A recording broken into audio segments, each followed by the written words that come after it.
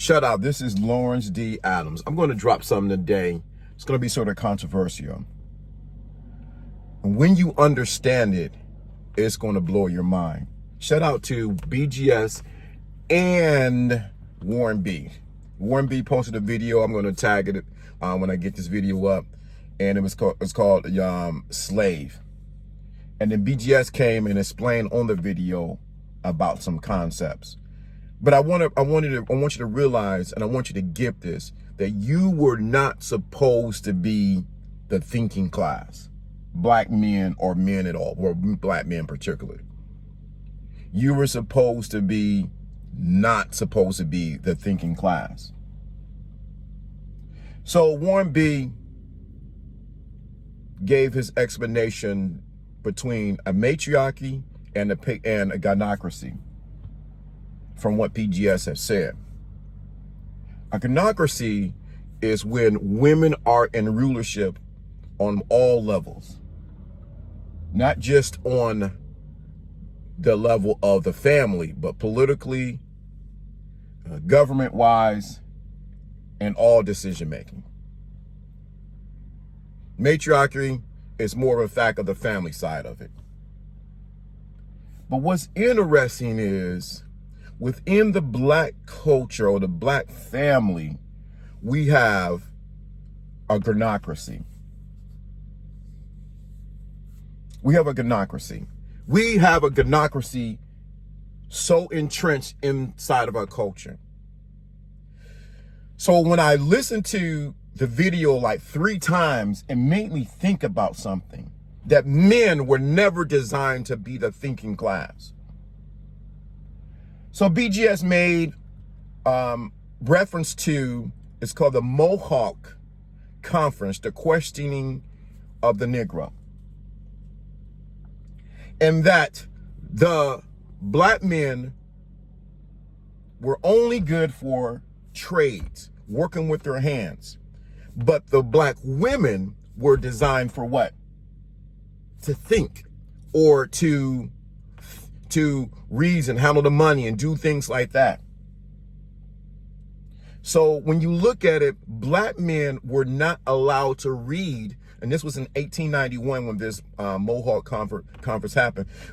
Black men were not designed, were never given the ability or right to read, but they gave black women that. And so BGS made a good point and says, when you look at it, you always educate the rulers or the ruling class. And he said, and then he looked at the report, that black men were never really educated. We were supposed to be the labor class. So if you're the labor class, you are under the submission of the person who thinks or the person who's educated. So if you look at it, who was educated first, really, when it comes to this? It was the black woman. Now this is pure history that's taking place. And it caused me to think and to wonder, why do I feel this way, or why do I think this way? Why is these things coming up? And I realized this culture was never designed for black men in particular to be the thinking class. It was always for us to be the labor class and to do the work of those that think. In contrary, in other cultures outside of the United States, you educate your men first. Why? Because they were the ones who were going to make decisions. They were the one to handle the money. They were the one who ruled. You educate the ruling class. The labor class only does your work. They go to war for you. They fight for you. They do all that. And that made me think of the comparisons inside of the black community. And this, as BJ said, this so-called war is really not a war between black men and black women. It is now a problem because black men are starting to have a voice. They're starting to think. And the ruling class of women who are educated or have this sense of entitlement that they are better than men, black men, are getting frustrated because now you're talking, now you're articulating, now you're not going with their system. You were never designed to be the thinking class. You were always designed to be the working class. Yes, honey. What do you want to do, honey? Okay, I'll do that honey-do list. You were always in the position of serving and never in the place of leadership. So this dismisses all this rhetoric that black men rule over black women here in the United States. That was never the case. The problem is when you have that argument, they threw all men into that pool when it was really white men that were ruling over everyone. I want you to really process what I'm saying and think.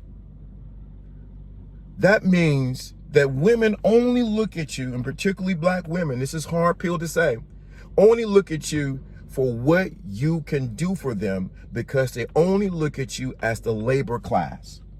When you become the thinking class, you become dangerous because you begin to buck up against the system that's been in place by black women and white men.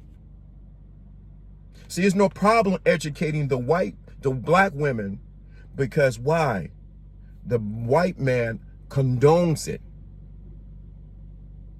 You become dangerous when you begin to educate the labor class.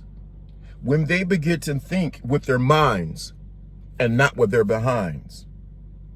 This is why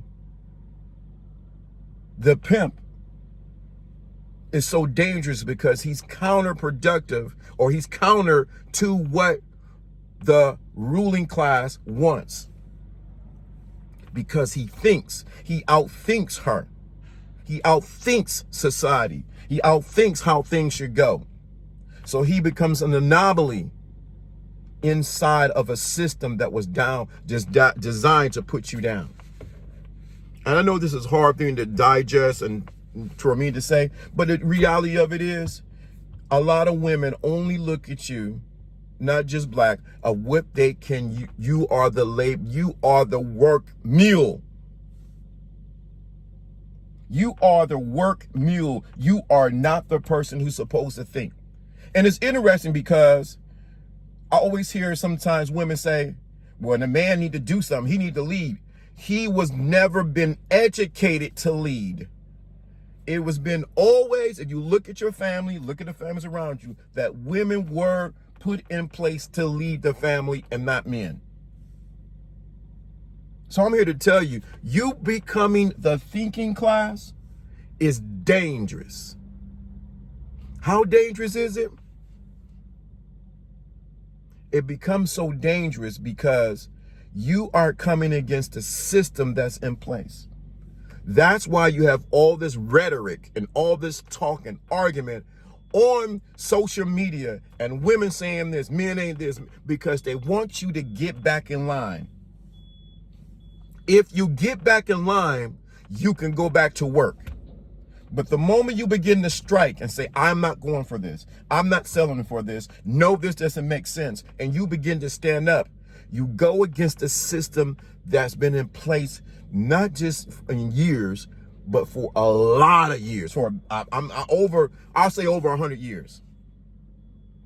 So one of the things BGS said that was very powerful, he said, the civil rights movement was not for black women. Now, I might have misquoted them, wherever the case may be. BGS, don't come here and get on me. But I'm here to say, I'm going to say it. But the civil rights movement was for, or affirmative action was actually for black men to take care of their family. You got to understand, black women have already been in the sectors. Why? Because white men wanted them there. You become a threat not only to black women, but you become a threat to white men when you become the thinking class. because now you cannot be used as the labor force anymore. This video is dangerous because it bucks against the system that's in place. And it do not, and this is the other thing, and I'm going to say this and I'm going to end. This is the reason why a lot of women have a problem with men leaving the country and pursuing other women, and they begin to criticize and say things about the women in other countries, say Brazil and or the passport bros and all that kind of stuff, is because not so much that they're mad at the other women, but they're mad because you're leaving the system where they no longer can control you. They can't control you no more. Now the money that was once going to them, where they were controlling it, is now going to a woman who's more appreciative, who's more cooperative, who's more in line, who's more family oriented. It's going to them, and the women are mad. Why are they mad? Because you're leaving the system that's been in place for over 100+ years. That's why they're mad. So don't be fooled by this rhetoric, and don't be fooled by these simpletons or simps. They are the henchmen who are designed to put you back in place and say, get back to work, ninja. You need to get back to work. Stop doing all this stuff. Stop talking about you want to go out the country. Stop telling you want a family. Stop talking about you want to think. Go back and get back to work. All you need to do is work. Get to work. That's why these other men fight other men who are not in the box, because they are the pawns of the system to keep you in place. This is Lawrence D. Adams, man. Let me stop right here. I'm going to cut the video here. You let me know. Leave something in the comment and let me know what you think about this one. Yo, and I'm out.